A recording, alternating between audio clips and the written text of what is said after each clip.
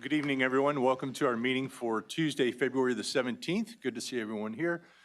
Ms. Hilberg, will you please call roll? Yes, sir. Councilman De La Garza? I am present. Councilman Kidder? Here. Councilwoman Butler? Present. Councilwoman Scott? Here. Mayor Pro Tem Young? Here. Councilman Lofgren? Here. And Mayor Crocker. Here. If you would, please rise, join me for the pledges, followed by a moment of silence.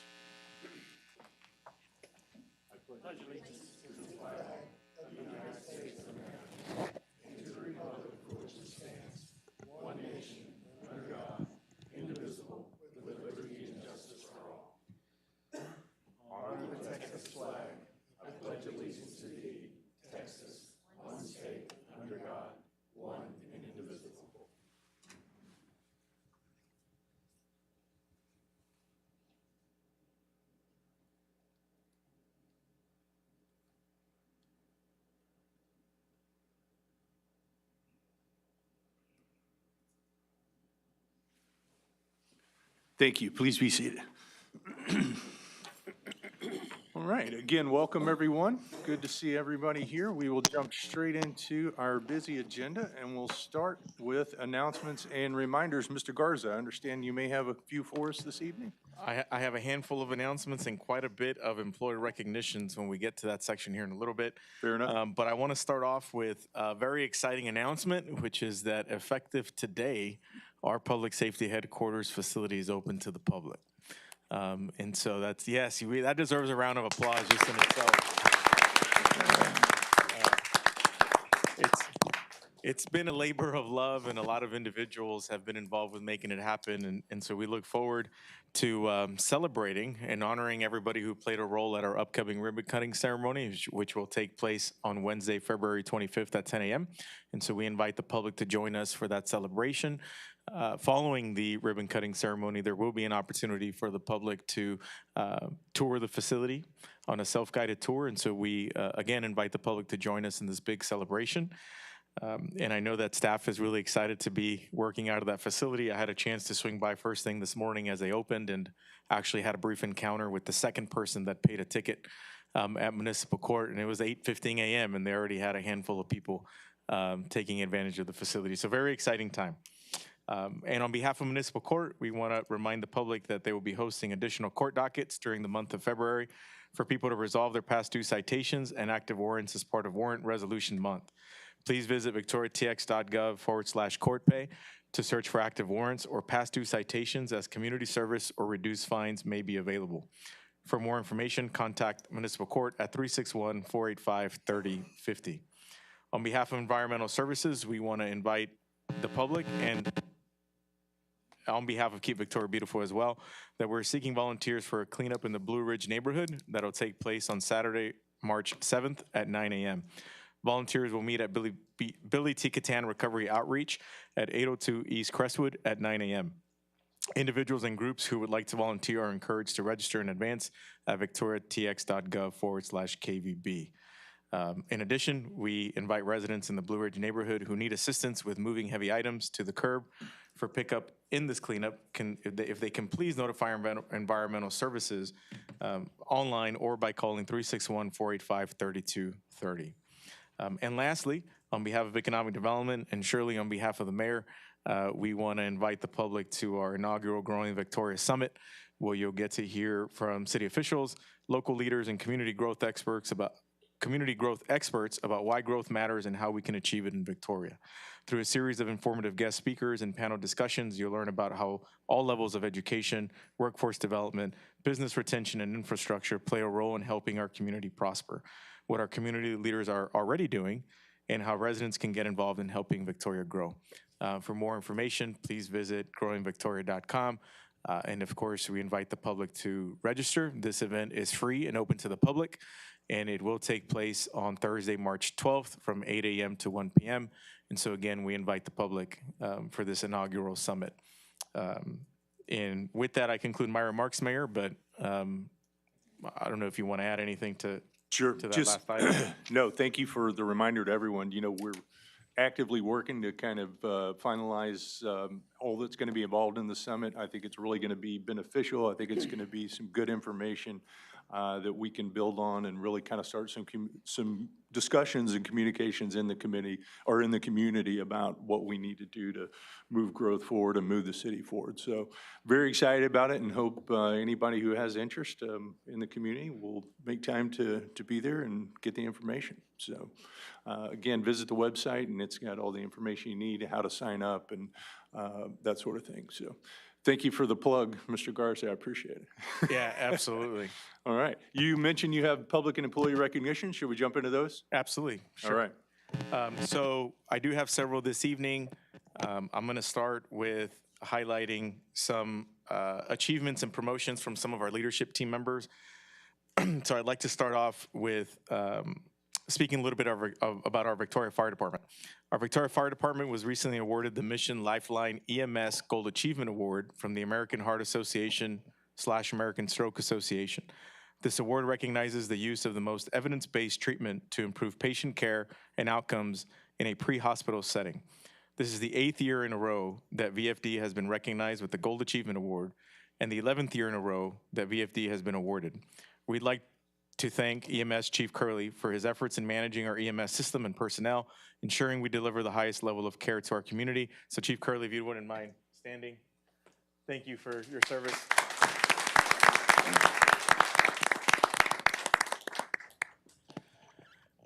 I'll transition to some public works centric promotions that recently occurred.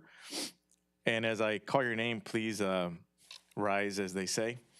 But I'd like to recognize Jonathan Lopez, who was recently promoted to our operations and maintenance manager position. We're excited for this promotion. Jonathan has been with the city since September 2006, when he began his career as a street maintenance worker. Jonathan has played a key role in coordinating several major programs, including the street sweeping program, the storm sewer cleaning program, and the crack seal program. He is a certified stormwater inspector and previously served as a member of the Helping Employees Committee. Jonathan brings extensive operational experience and strong leadership to his new role. We are confident he will continue to support the city's infrastructure and operational goals in this expanded leadership position. And so, Jonathan, congratulations.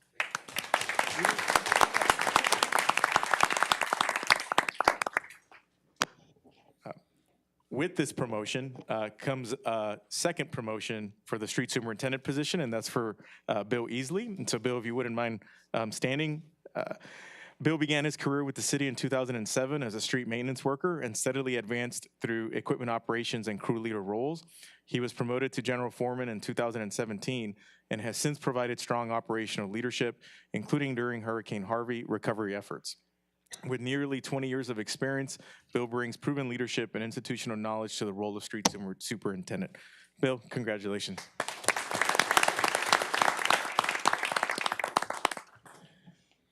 In addition, Public Works recently promoted Daniel Ferrero to Distribution and Collections Manager.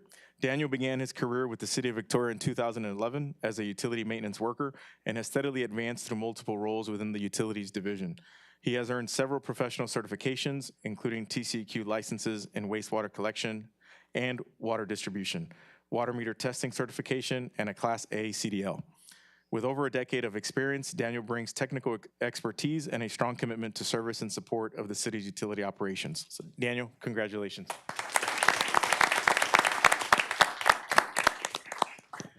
It goes without saying that anytime we have opportunities to promote staff internally, it certainly plays a huge, it has a great ripple effect amongst our organization. And so we take great pride in the loyalty that all of our employees take and their commitment to our organization. And so I'm very grateful for the years of service that they've served that has led to these opportunities for them. But sometimes there's new roles that require bringing experienced professionals from the outside. And so with that, I'll transition to announcing Christopher Connor, Chris, who has been hired as our first ever business retention and expansion manager for our economic development department. He's standing right behind me, and so I know he's standing. I see you, I see you, I see you, I see you. He most recently served in business development with a regional economic development organization where he supported company expansion projects, conducted business outreach, and represented the organization at industry events and trade shows. Chris also brings state government experience, working directly with businesses on tax compliance and regulatory processes, giving him a strong understanding of the intersection between government and business operations. He holds a Master's of Arts in Political Management and has completed professional economic development training through the OU Economic Development Institute. And so we're excited to have Chris on board, and we look forward to his service as our Economic Development Department embarks on this new journey of focusing on business retention and expansion. And so, Chris, welcome.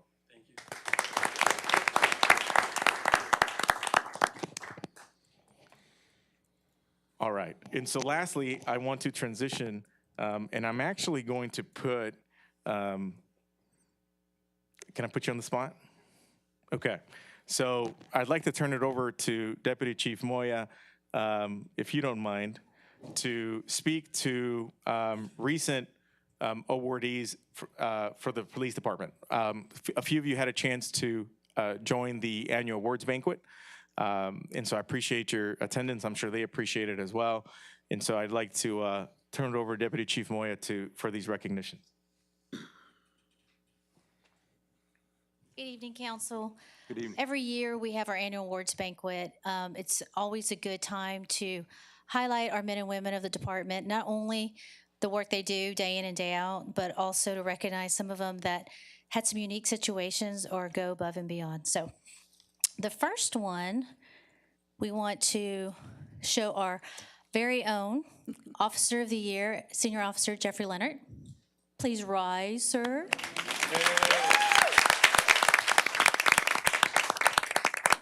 See, you're doing way better than I would have. Oh, thank you, sir. He received the Officer of the Year Award for leading VPD efforts to be recognized by the Texas Police Chiefs Association Best Practices Program. He does a lot behind the scenes. He does a lot of our policies and general orders and make sure we're all staying in compliance. So he's a real asset to our team. So thank you, Officer Leonard. Our Supervisor of the Year, I don't know if he made, he's on military leave, so he is on a military break, but Sergeant John De La Rosa, we'll give him a round anyway. He was selected as Supervisor of the Year due to his fair, consistent, and calm leadership abilities. That's just to say a few of what we were talking about at our awards banquet. But he, along with our other officers, always lead from the front and is very impactful on the streets for our officers. Our next awardees are our Telecommunicator of the Year, TCO Kedri Parsons. Is she here? There she is. She's here. She was selected as Telecommunicator of the Year for her teamwork, coordination of the book and bake sale that we recently were a part of, coaching of less tenured coworkers, and morale building activities. Those are just a few. She works great under pressure. She's always digging into more things when we are on active calls to help the patrol officers to make sure everyone gets home safely. So thank you, Kedri, and congratulations. And our Investigator of the Year, did Detective Smalley make it? Is he here? Nope. He's probably working on a case. Detective Smalley was named Investigator of the Year for his assistance with digital evidence and service several high-profile cases in the region, his strong work ethic, and his teamwork. And if you don't know about our digital forensics unit, it is a two-man unit. He's been working by himself for a long time since his partner recently promoted to sergeant and went to patrol. He's had some people or an officer help him while they were on light duty and were near to get it filled, but he also works around the region like what we're talking about, a lot of phones, a lot of digital forensic, a lot of things that go on behind the scenes. So he's also a very big asset to our team. Oh, let's give him a round of applause. And our next, our Civilian Employee of the Year, Case Prep Specialist, Audrey Escobar. Did she make it? There she is. Hi, Audrey. She was selected as Civilian Employee of the Year due to her high case presentation rate and patient training of new employees. So we have a lot of training that goes behind the scenes. Sometimes it takes 6 months, 9 months, 10 months. There's different time frames that you have to go through in different positions. And so to learn everything behind the scenes, it can take close to a year just to get everything down. So with her being there in the front and helping, coaching, teaching all our new employees that have onboarding, that really helps things streamline. And she's our go-to person, especially for all our detectives. So thank you, Audrey. And our next one, Officer Joshua Woodman. I think I saw him come in. Yes.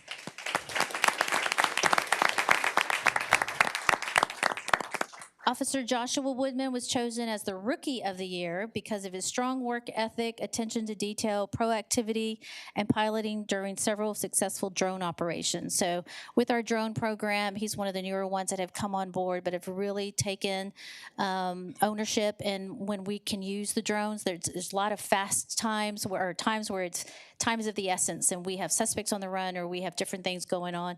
So he, being part of the drone team that can easily throw the drone up in the air and get some eyes in a scene, has been very instrumental. And all the things that he does as being a rookie. So thank you for that. Appreciate it.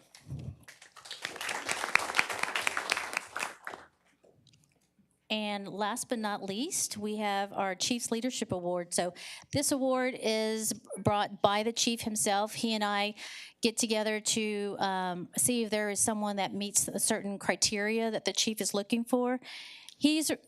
Sergeant Grafaldo is receiving this leadership award for planning and supervising several special operations, being proactive with runaway cases, planning and leading realistic training for the SWAT team, and modeling the proactive and positive leadership we should all strive for. So that's just, again, just a little bit of what we talk about, but he's been instrumental in a lot of the gatherings that we've had throughout the city of making sure that we make contact and have everything run smoothly. And again, working with our runaway juveniles, he's very involved in those to make sure they're returned safely and all followed up on. So, Sergeant Grafaldo, thank you.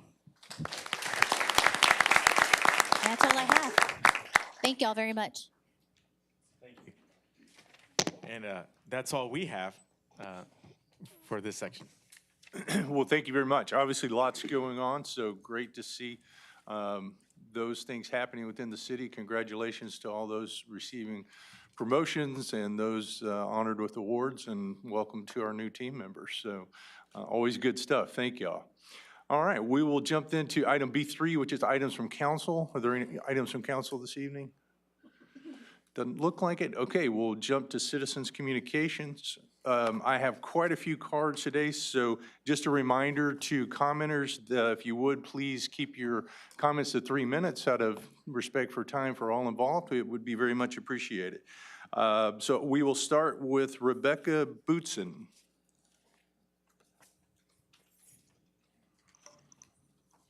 Good evening, ma'am. Welcome. Good evening. Thank you. My name is Rebecca Bootson. My address is 405 Londonderry Drive, Victoria. And I'm here today to speak about the public library and about freedom to read.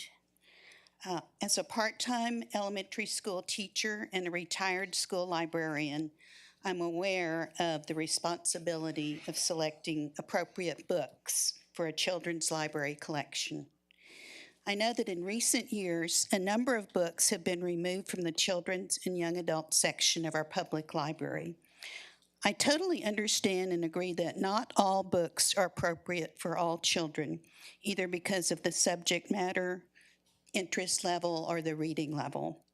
However, when a parent requests removal of a book from the library for any reason, other parents and children are no longer allowed the option of reading this book. This denies their own rights and freedoms to read whatever they choose from the available collection. I realize that there are many difficult and confusing social and political issues facing our country and our community today. I've always found that using books can help with children's understanding of new information. It may help with feelings of empathy for various characters and life situations, and may also help in starting a discussion about challenging issues. In light of the many positive experiences books can bring to us, I'm voicing my request that everyone be allowed the freedom to read books of their own choosing. I feel that we should trust our certified librarians to continue to do the work of selecting quality and appropriate literature for our library. I feel that parents should also continue their involvement in helping their own children select appropriate books to read. I'm simply asking that one parent or child's rights does not limit the options and rights of other parents and children. I'm hoping our community can come to some resolution with the public library collection, one that keeps books on the shelves and allows freedom for all to read books of their own choosing. Thank you. Thank you, Ms. Boots. All right, the next card I have is Erica Benaway, I believe.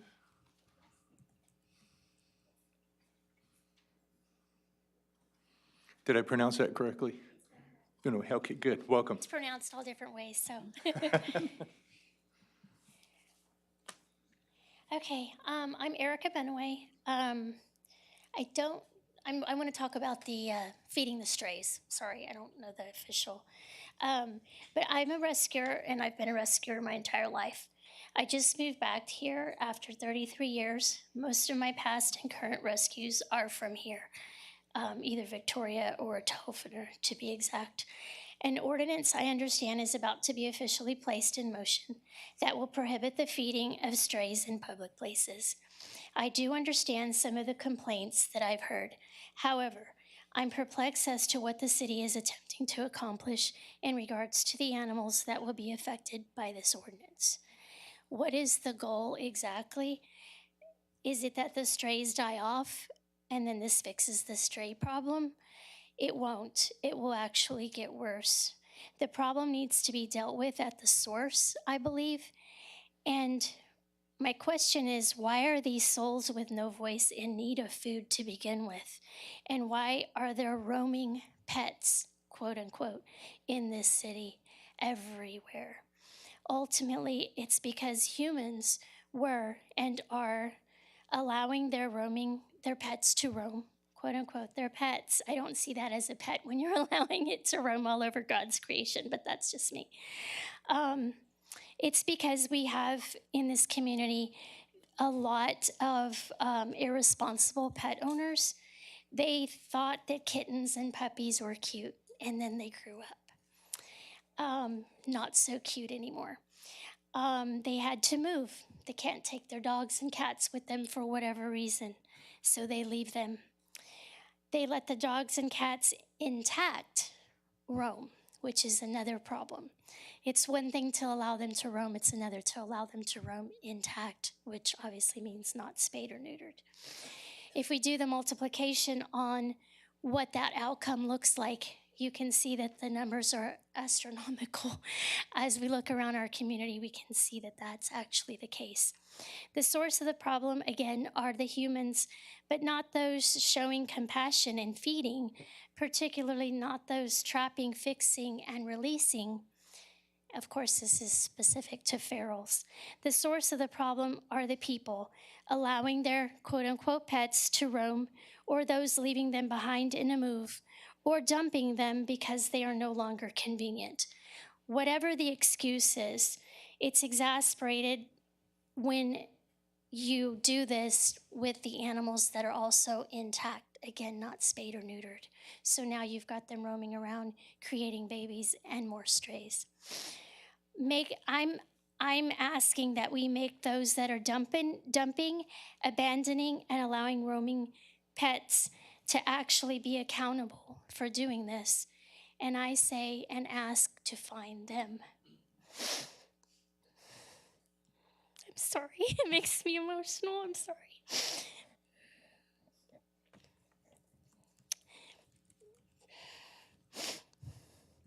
It's these individuals that are causing the problem, not those feeding them, and definitely not the strays. Their circumstances are created by humans. They're created by us, and the strays have no voice. Ms. Benway, over time, if you just please wrap it up, I'd appreciate it. My feral resides in a public place, but no one even knows she exists. I removed her babies, rehomed them, spayed them, neutered them, trapped and released her after vaccinating her, spaying her, and making sure that she's completely and fully vaccinated. She causes no harm to anyone or anything. She just wants to survive. Ms. Benway, please wrap up. You're well Okay. over time. Unloved, untouched, unseen, but at the very least, she's fed. So I would like to be able to discuss solutions, and instead of just moving forward on this, I don't know what that looks like, but I can offer my expertise. Once I find a job in the city, I just moved here, then I'm willing and able to incorporate and find ways to fund and bring in vouchers for people to spay and neuter for free and to fundraise Anyway, in again, I'm whatever sorry, that looks but like. please Okay. respect our rules. Okay. Thank you. Uh-huh. We appreciate your comments. All right, next card I have is from Michael Von der Rohe.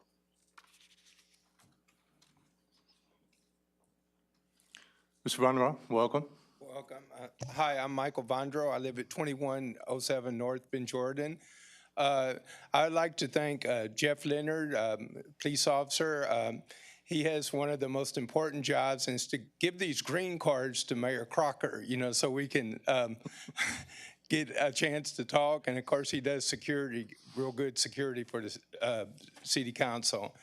I'd like to thank Detective Gibbs because she helped capture one of our sex offenders at Victoria Oaks Trailer Park. They have sex offenders like around kids, unsupervised. And she got him for a burglary, and he got 5 years. He's just got approved for parole, so I hope they're not going to let him back in. I wish Dana Fowler would stop letting these sex offenders in the trailer park. It's too close to Patty Welder, and, there's no shortage of sex offenders.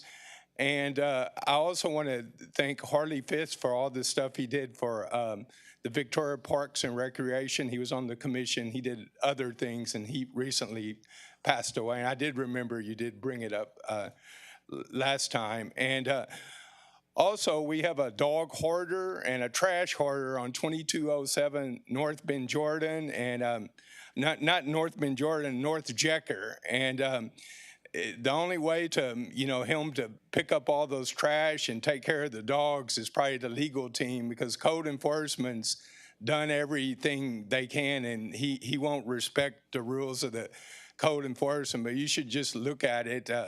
He had like dogs running loose. He was famous for being on KAVU 25, with those 29 dogs running loose, because there's no limit. You can have 100 dogs at your house, and it's legal. But anyway, he refused to fix the fence on the other side. They can jump over. And just recently, Animal Control made sure he closed the gate. They have it boarded up where they can't get out through the gate, but they can still jump the fence. And the dogs are living in filth and squalor, and they've been living like that for years, and they've been killing other animals and attacking people, and he refuses to take care of it. And I do wish the legal team could get involved. I mean, it's probably going to have to get a contractor to clean it up, or the city of Victoria going to sue him, because he's made up his mind he's not cleaning it up. It's at 2207 North Jecker, and his property is a nuisance to the city of Victoria. Thanks, appreciate it. Thank you, Mr. Von der Rohe. And I'm certain that the green card handling has propelled Officer Leonard to Officer of the Year. So, yes, well done, sir. The next card I have is from Beth Hudson.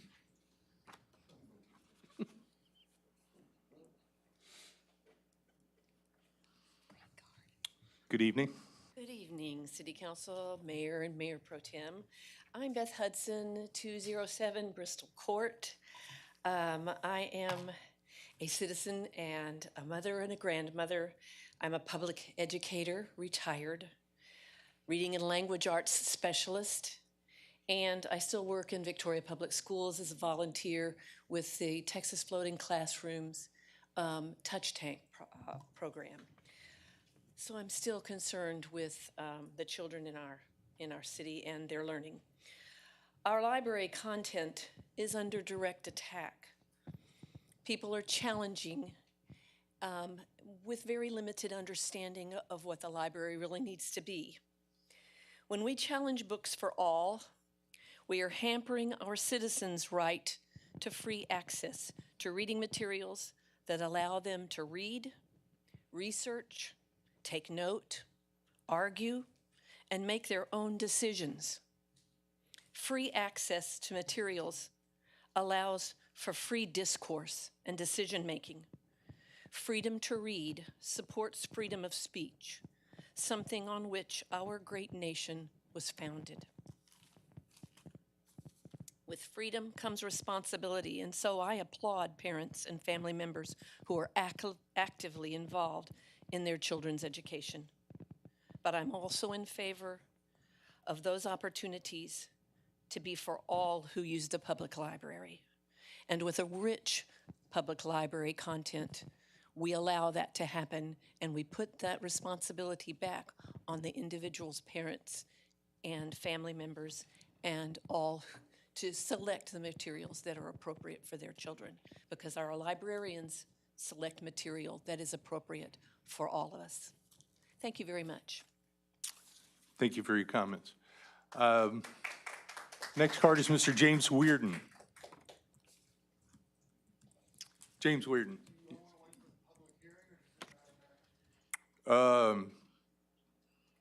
Well, you have questions on here, so there will be no question and answer session. If you'd like to make a statement, if you want to wait till the hearing, that's perfectly fine. Okay. Next card I have is Brady Benway. Good evening, welcome. Hello. My name is Brady Benoway, and I'm here to talk about the code of ordinance that you guys want to pass regarding the act of prohibiting feeding animals. I'm not going to be as nice as my mom. I'm an animal lover, and every single one of my 12 pets that I've had in my life have all been rescues. I was raised to take care, love, and protect all animals, and the fact that this ordinance is even being considered is extremely sickening to me. How is it fair for people who are going out of their way to help or feed an innocent animal to be fined? Animals cannot speak up for themselves, and 95% of the time, they are not harmful whatsoever. People who do not fix their animals, keep their animals on chains outside, or do not properly care for them should be getting fined, and there should be no questions asked on that one. There are other ways to fix the stray problem, and there should be a discussion about it rather than just trying to kill them off. It is extremely sickening that anyone could think that it would be fair and that this would be a fair and morally right solution. If you think fining someone for feeding a stray animal that is obviously in desperate need for food and help is an okay thing to do, how about you do the same for people who are feeding the homeless? It is the same thing, point blank, period. And honestly, since I respect and love animals so much, I think it's even worse to not help an animal like a cat or a dog because they didn't bring this upon themselves like most homeless people do. We, us humans, did this, and every single day we continue to fail them. They cannot speak up for themselves, so I'm here to do that for them. Also, there was some miscommunication from the last meeting. Feral cats very rarely spread diseases to dogs other than rabies or worms, and vice versa. So please stop spreading false information when you come up here to speak. Thank you. And last but not least, since I did bring up the homeless people, I want to make it clear that I also try to do everything I can to help them as well. I try my best to be a caring and loving person to society every day by helping people and animals in need. There are many issues in Victoria like there would be in any city, so maybe y'all should focus on an actual big issue, maybe starting with the homeless issue here. Every single homeless person that I've seen here in Victoria obviously has extreme mental issues and needs help. Anyways, my point for bringing this up is to inform you guys that there's way bigger issues and problems to deal with than finding the helpful, innocent, and caring people who want to feed the strays. I know that I didn't give a specific solution to the stray problem, but I believe that there should at least be a conversation or discussion to be had about this, or just some time so we can find a beneficial and permanent solution. If you guys pass this ordinance, the people of Victoria are exactly who I thought you guys were. Thank you for listening. Please do better and choose kindness, not hatefulness. Thank you for your comments. The next card I have is from Richard Diasis. Welcome back. Good to see you. Good to see you too, Mr. Mayor, Mayor Pro Tem, City Council members. I'm back again to address the same issue because we are apparently still having this conversation. It is, as well as several before me, it is in regards to the library. So thank you for giving me the floor. I'm here because book bans are not just harmful administrative actions, they're acts of censorship that strike at the heart of who we are as a free people. Let's be honest. Banning books is not about protecting children. It's about controlling narratives. It is about deciding which stories are allowed to exist and which ones get erased. And every time a government body chooses erasure, it chips away at the very freedoms we claim to cherish. A confident community does not fear ideas. A strong community does not silence voices. Only a community that has lost faith in itself resorts to censorship, as we should all know. Our libraries and schools are among the last truly public spaces, places where every person, regardless of background, can access knowledge without gatekeepers. When a small group demands that certain books be removed because they make them uncomfortable, they're not defending children. They're demanding the power to decide what everyone else's children are allowed to learn. Parents already have the right to guide their own kids. What they do not have is the right to restrict the rights of every other family in this city. And let's talk about the students who see themselves in these books. The LGBTQ plus kid learning from a story that tells them that they belong. The young person of color looking for their history. The survivor seeking words to help them heal. When we pull these books from the shelves, we're not protecting them. We're telling them that their lives are inappropriate. Their stories are unacceptable. Their existence is too controversial to acknowledge. That is not safety. That is harm. If you want young people to grow into thoughtful, resilient citizens, we must trust them with the truth. We must give them the tools to think critically, not shield them from the world and call it virtue. Democracy depends on an informed public. You cannot build that by narrowing the flow of information. So I'm asking you, no, at this point I'm urging you, because we're still having this conversation 2 years later after we put this to bed the last time, to reject any attempt to ban books in our public institutions.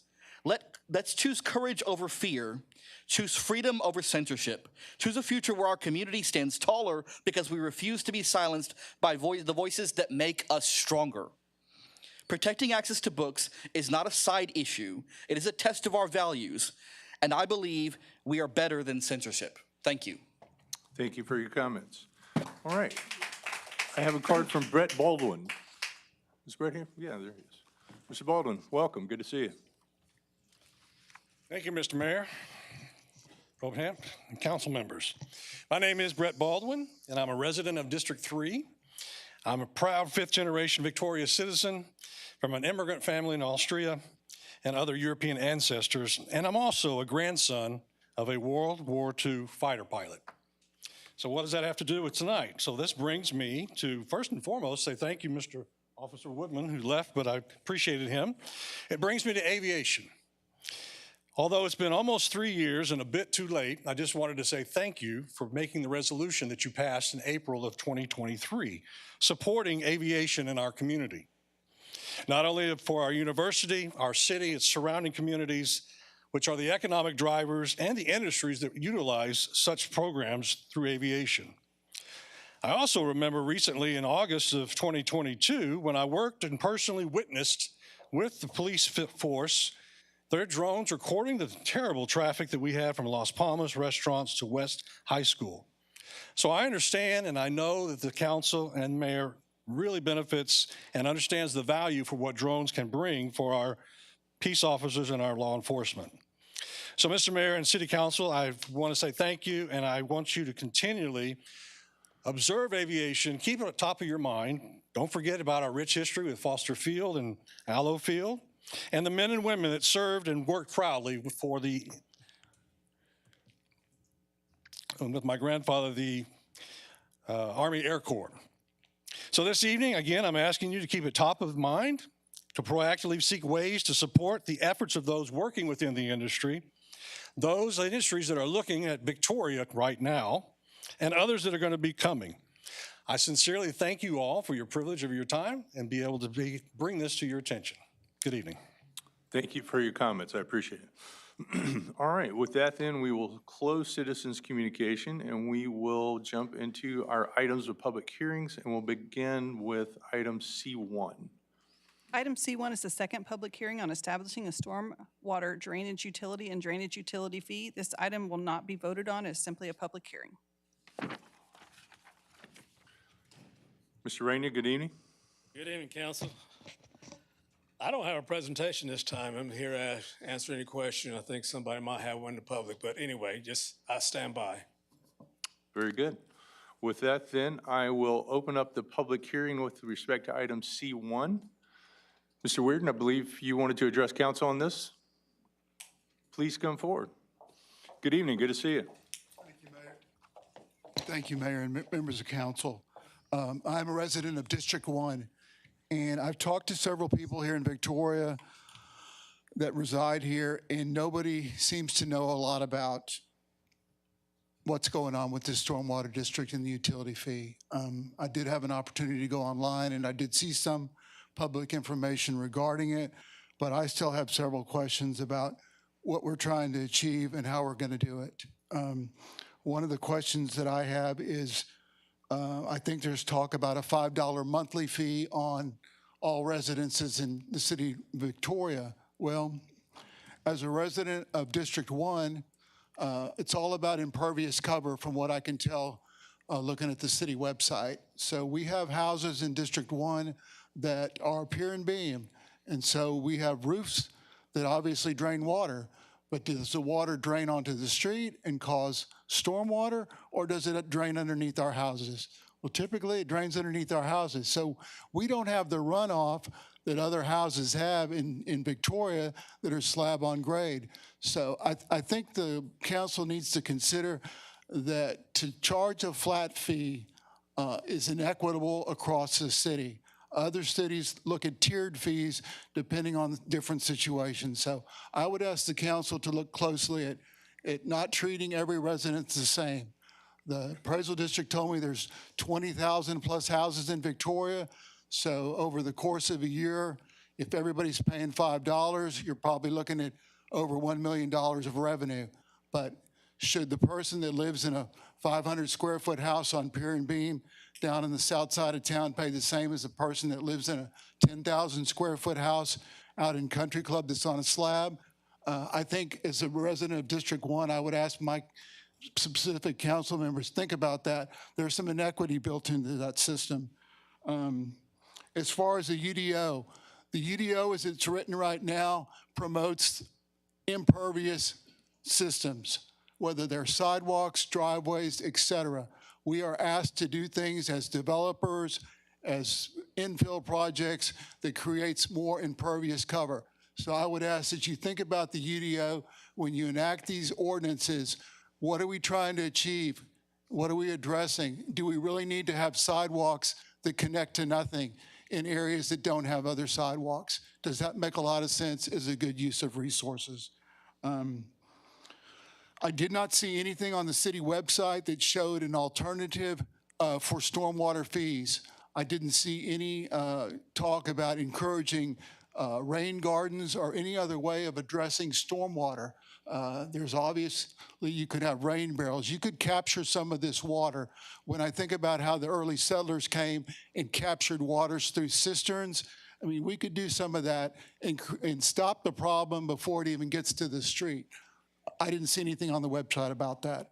I'm very unclear about if a house or a property is vacant and you're not getting a utility bill, does that mean that you're not paying the fee at that point? In the case of fourplexes, if you've got 4 units, 1 structure, 4 meters, does everybody pay? Does one person pay? My understanding is fourplexes are considered the same as single family. So how many bills are there going to be? Just a lot of questions, and I hope they're addressed. I think that there should be more of a public forum as there was for the community center, where we reach out to the public and publicly engage and talk about what we're trying to achieve and how's the best way to get there. Thank you for your time. All right, thank you for the comments. Is there anyone else who would wish to address council at this time with respect to item C1? Please come forward. Seeing no one, then I will close the public hearing on item C1, and that is not an action item this evening. So we will move on to section D, which is a consent agenda. Ms. Hilberg. Yes, sir. Item D1 is the adoption of minutes of the regular meeting held on February 3rd, 2026. Item D2 is a resolution approving the First Amendment to the minor construction contract with Pavecon LTD for the Riverside Golf Course and Library Asphalt Project in an amount of $3,254 for a total contract amount of $151,544. Item D3 is a resolution approving the purchase of 2 automated side load trucks, 2027 Mack LR 64 with Heil 28-yard Plymouth body and Vanguard truck centers using TIPS, the interlocal purchasing system, contract number 240901 in the amount of $946,718.86. Item D4 is a resolution approving the sale of 40.73 acres located at 1304 Southwest Bend, Jordan to AEP Texas Incorporated in an amount of $875,000. Item D5 is a resolution approving a contract extension with Command Commissioning LLC for commissioning services of the Public Safety Headquarters. Item D6 is a resolution approving a contract extension with FGM Architects Incorporated for architectural services of the Public Safety Headquarters. And item D7 is a resolution approving a contract extension with AGCM Incorporated for the owner's representation of the Public Safety Headquarters. Thank you, Ms. Hilbert. Do I have a motion with respect to the consent agenda? Motion to approve consent agenda as read. I'll second. I've got a motion and a second. All in favor say aye. Aye. Any opposed? Consent agenda passes. Okay, let's jump to our action items. Ms. Hilbert, I'd like to start with item E2, if we could. Yes, sir. Item E2 is a resolution appointing an associate municipal court judge and declaring an effective date. Thank you. So it has my name next to that. Much like Mr. Rainey, I do not have a presentation for you. But obviously, as council's aware, we had established this year for the first time an associate municipal court judge position to do some planning and help municipal court. And we had very strong candidates that applied for that position. There was a group or a committee of 4 of us, Judge Heinhold, Tiffany Toda, Gilbert Rainey, and myself, who conducted interviews. As I said, very strong candidates, but there was one that certainly rose to the top. And so the recommendation from the committee is for Ms. Teresa Easley to be appointed as our associate municipal court judge going forward. So I believe the resolution we have is for that appointment and declaring an effective date as of today. So if there's any motions, then we can begin a discussion as needed. I'd like to make that motion that we appoint Teresa Easley as Associate Municipal Court Judge effective today. I will second. All right, a motion and a second. Any discussion? I do have a little bit of a discussion. There was actually a previous associate municipal court judge position. Is that right? It was, yes. Look at you, the historian. Nice. Well, it was me, so that's how I know. You're telling me that's the only reason you knew? That's literally the only reason I knew. I vaguely recall that. And so you made an impression. Yes, ma'am. Thank you for your service. Of course. Thank All you right. as well. Any other discussion? All right, all in favor say aye. Aye. Any opposed? And there it is. Congratulations. Very excited to have you on board and look forward to your tenure helping out with the municipal court. I'm sure you're going to do a great job. Thank you. Congratulations.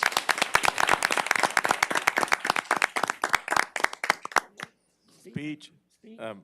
Yes, if you'd like to address council, you're more than welcome. 3 minutes.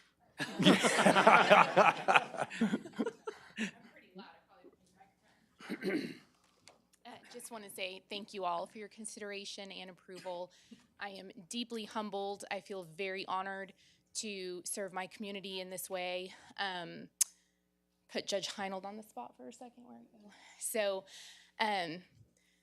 many of you know her in a professional capacity. If any of you know her in a personal capacity, you know she is just a phenomenal human being and a judge. So hopefully if I can live up to half of what she's done, I feel like I will have done a service to our community. So thank you, and want to thank my family because I made them all come. So thank you all again. Appreciate it. Congratulations. All right. Then with that, we will move on to other action items, and we'll jump back up to item E1. Item E1 is an ordinance amending Chapter 4, Article 1 and Article 3 of the City of Victoria Code of Ordinances and adding Section 4-37, feeding animals prohibited. This item is on third reading.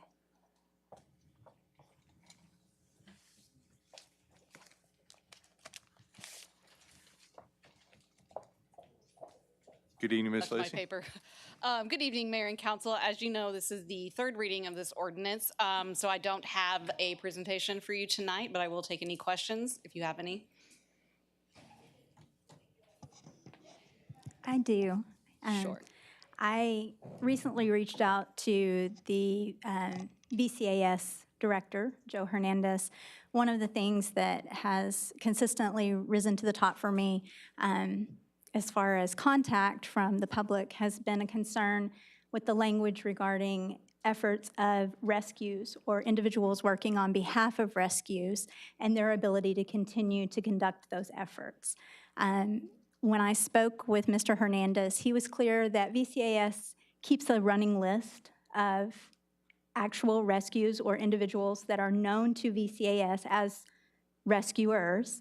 Now that list is fluid and is subject to change and often does change, but it is a running list that all of his officers are aware of. And so if an individual were acting on behalf of a rescue, were attempting to trap an animal with feeding, and a ACO officer were to arrive on the scene, they have the ability to say, I'm working with X rescue, or who they are, to present themselves as who they are, and that ACO officer would be aware of their efforts working with VCAS. I think that's important for us to include when we're looking at this ordinance, because it really just kind of helps to clarify and validate that rescue in our community is important, and we do recognize the efforts that they're making, and that this is not an attempt to hinder rescue efforts or hinder trapping animals for the benefit of spay, neuter, vaccination, or ultimately adoption if it's not a feral animal, or return if it is a feral animal. So I would like to see an amendment to Section B as it's written. Sure, and I'm going to guess that you have some specific language you would like to add. I do. Okay, so if you can hold off until the mayor has opened the floor on that amendment, then if you want to present that language to council, and I can certainly help you with that, we'll take it in that order. Since this has, since it's an amendment to the ordinance, it's already on the agenda. Make sense? Yes, thank you. And Ms. Lacy, do you know, to get on this list, is this something that Animal Services has a certain criteria for in order to be included as a rescue organization that's recognized? Do we know? I do not know. I do know that there are, I've been told that there are rescue, and Councilman Butler may have more information on that because she actually spoke with Animal Services, that there are certain organizations that are recognized by Animal Services as being legitimate rescue organizations that they work with. I know that's gone on for quite some time, but what their criteria is, I do not know, sir. Okay, okay. It's a legitimate, typically it's a 501 where they are recognized by the state as a rescue. Got it. There are some that work on behalf of VCAS, so that they may not have that criteria, but they're a legitimate rescuer that VCAS frequently works with, that they know, and he has a list. In fact, he sent the list via email for us to review if needed. Okay. So it is an active list that they keep. It's actually a pretty short list, but it is still a list that they keep at all times. Okay, all right. Any other questions for Ms. Lacy on that? All right, well then, to begin, I will need a motion as it relates to the ordinance that's before us. Make a motion to approve item E1. Second. All right, I've got a motion and a second. So then, opening up discussion then, is there any discussion, I know we're going to get to the proposed amendment, any discussion beyond that? So, just a couple of things I want to clarify is that this is not an ordinance that prohibits the feeding of stray or feral animals. It does not do that. It was never intended to do that. It basically limits where that can happen. And so those are two completely different concepts that I think maybe there's some misunderstanding about what that is. Certainly if someone wants to engage in that activity on their own property, on property that they have permission to be on and do that, this ordinance 100% allows that. And I think we've also been very cognizant of our trap, spay, and neuter organizations and these rescue organizations, and have obviously made allowance for that in there as well. So I think that's just important to point out because there seems to be some misconceptions out there. So, all right. Then if you want to add something, then I think now would be the appropriate time for you to make a motion on your amendment.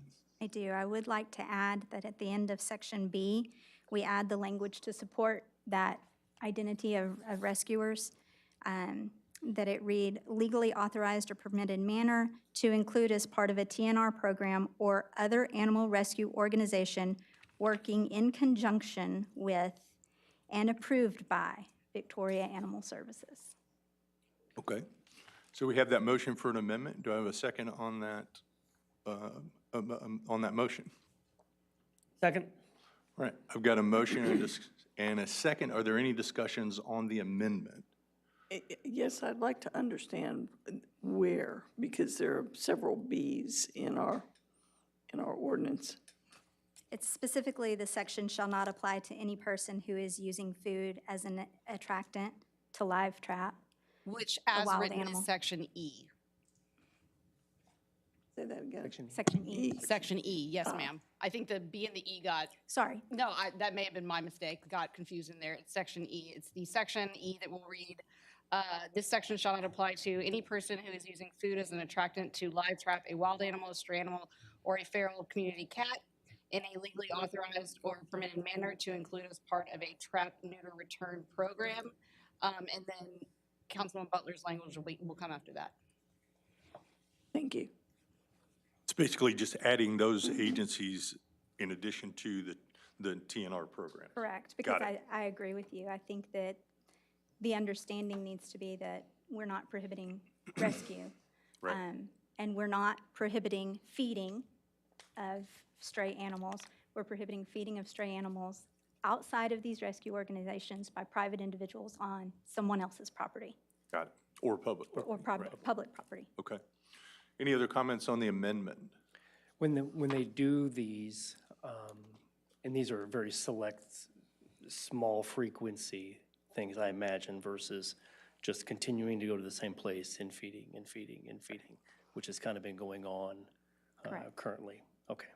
No, this would be an offset where someone has reported, for example, the conversation that Mr. Hernandez and I had. These are instances of an individual who knows of a dog or a cat who may or may not have an owner, and one of those rescue organizations comes in with a live trap and makes the efforts to trap that animal. Now, it may be determined that the animal has no owner. It ends up being brought into VCAS, or it may be that that animal is returned to an owner, or if it is a feral cat, that cat is trapped, spayed or neutered, vaccinated, and returned. But there's an end goal for But there's an that end to goal. It's not rehouse. just feeding to Yes. feed. Yeah, End perfect, goal. I understand it, respect that. All right. Any other discussion on the amendment? All right. With that, then, I will call for the vote on the amendment presented by Councilwoman Butler. All in favor, say aye. Aye. Any opposed? I said aye, I'm sorry. Okay. You're opposed or you're? Aye. Nope, we're all in. All in, okay, All in. making sure. It's unanimous. All right, good. Sorry about that. All right, no problem. All right, thank you, Ms. Butler. I think that's a good amendment. All right, so then we have the motion. Is there any discussion on the motion itself and the ordinance itself as it's now been amended? All right, seeing none, then I will call for the vote on the motion as amended. All in favor, say aye. Aye. Any opposed?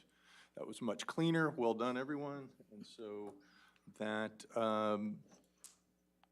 ordinance with the amendment is passed. And this is the third reading, correct? Yes, sir, that is correct. Okay, all right. Very good. Well, then we will move to item E3.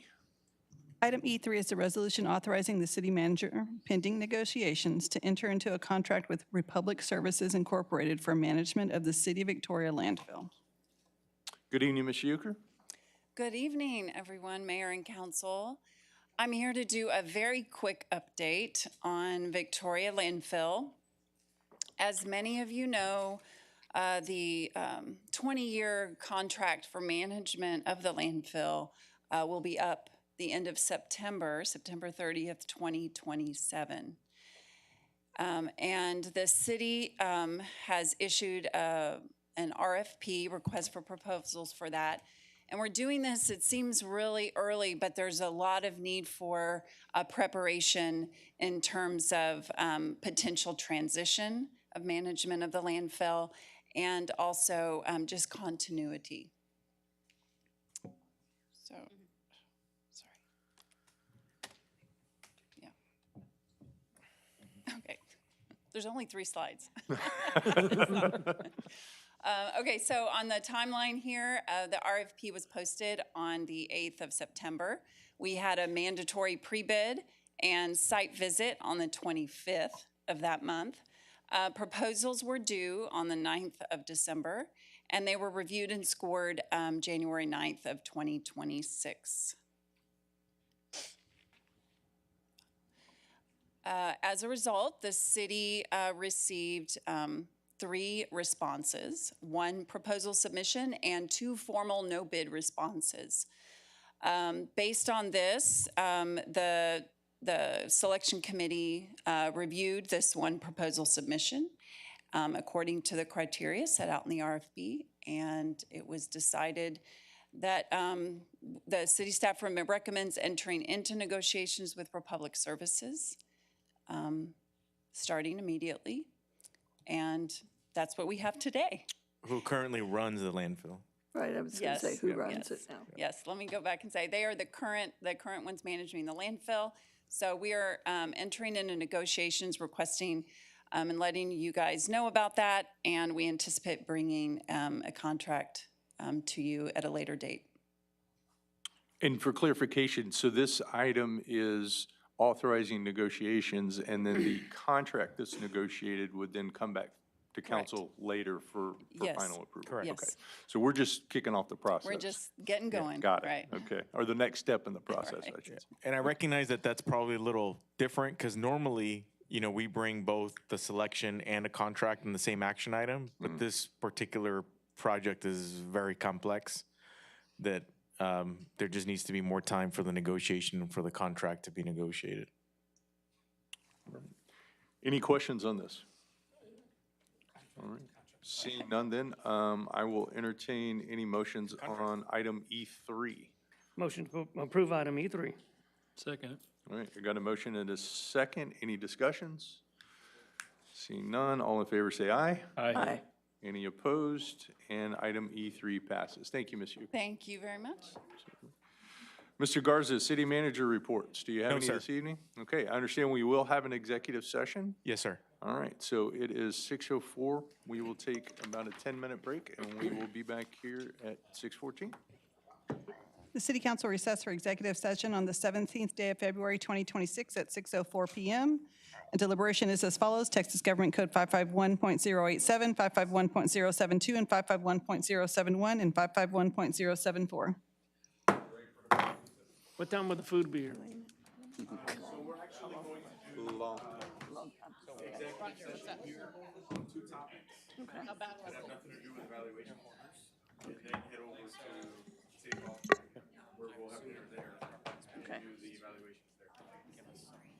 All righty. We do have dinner? I thought you were, We do have dinner? We did it Dinner. again. I thought you were joking about that. Because your shirt. Yeah. We